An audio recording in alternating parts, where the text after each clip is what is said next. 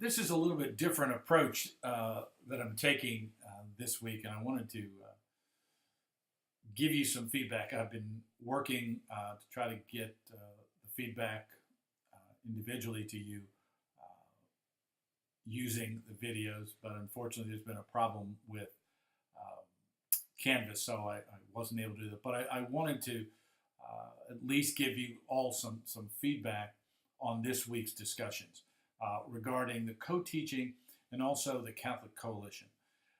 Number one, with the concept of the co-teaching, one of the challenges of co-teaching uh, is that teachers generally aren't prepared to do that. In the summer, we talked about the one-room schoolhouse and that concept that the teacher, when they close the door to their classroom, this is their classroom, and they're in charge. They're large and in charge. And for a lot of teachers, if you suddenly tell them that they have to share that space with somebody else, that can be very intimidating because the initial thought is, am I doing something wrong? Why do I have to have somebody else in there? I can do this. Too often we just kind of jump into these types of things without the proper professional development, uh, showing teachers what it's all about, explaining that to them. It also requires that the administrators have a clear understanding of what the expectations are. Put those in print, share those with the teachers, discuss those with the teachers, rather than just simply assigning two teachers and say, you're going to be co-teaching. Because what generally happens is that one will say, well, I'll go ahead and do all this. You can sit back over there. So I'm the lead dog. I'm large and in charge. And you just kind of, do the menial task. That's not what co-teaching is supposed to be about. It's supposed to be two teachers working in harmony in a classroom consistently. Now, there's different models of co-teaching. Some models that I've seen very effective, they do it every day. I've seen models where they have it for 2 days a week, let's say Tuesdays and Thursdays, and the teachers collaborate on the lesson plan, figuring out, okay, well, what activities are we going to assign to these students?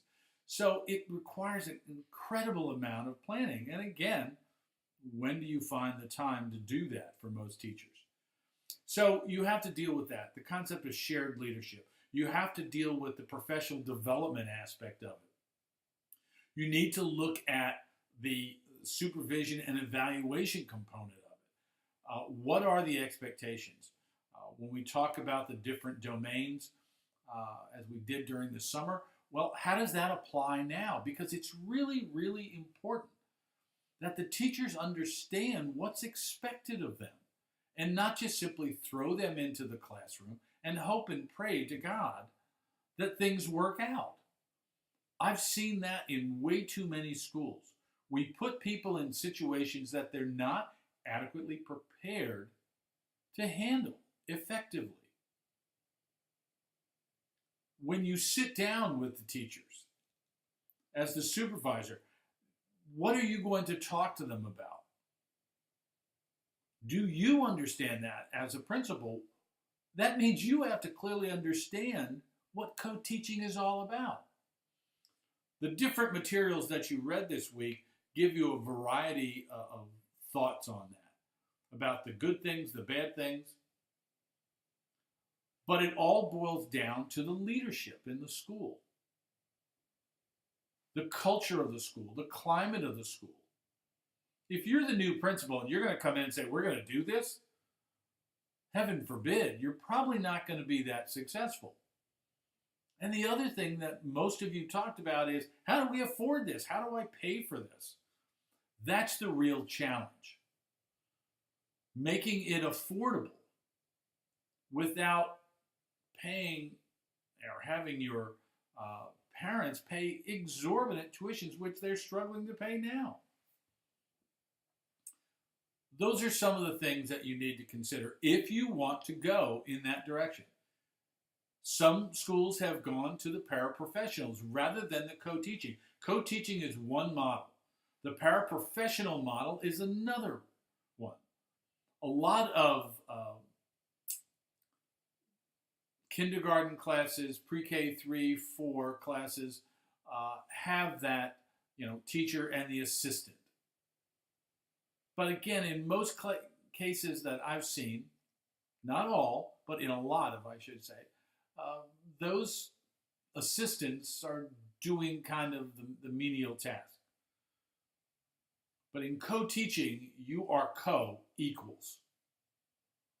You are utilizing the talents, the skills, the expertise of both individuals, not just one. So that's the co-teaching part of it. The other part I want to talk about is the Catholic Coalition. Most of you really like that. I'm sure, now a couple of you mentioned that you were very familiar with it, which is great. But most administrators aren't. Most administrators don't even know that that's out there. Excuse me. I think one of the things that we have to do as administrators at the diocesan level, we need to share these things. The other thing that I would encourage you to do is share that with your faculty. If you're the administrator and you're looking for good professional development, look at what you just found. Those folks are there to help. There's a wealth of information. If parents are concerned, as in a couple of the cases, people mentioned that people were concerned about the reputation of their school if they have too many special education kids in their school, that they're a special ed school and not a truly inclusive school. What you need to do is have a plan that says we want to be an inclusive school.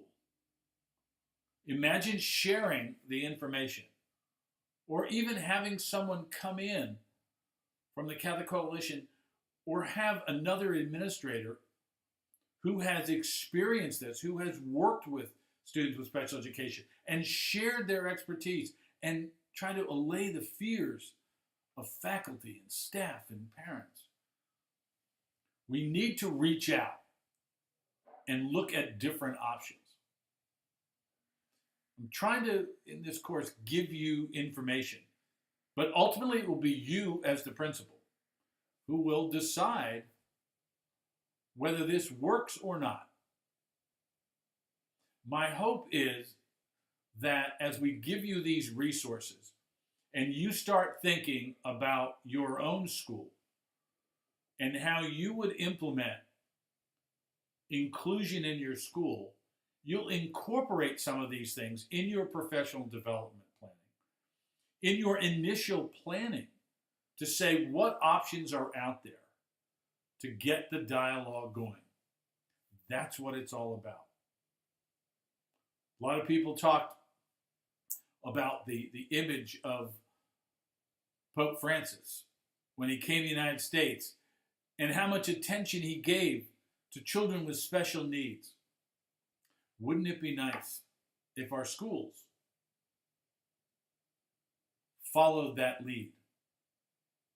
Wouldn't it be nice if the support from the diocesan offices moved in that direction and didn't simply have special education and inclusion as an outlier, simply that we talk about when we want to?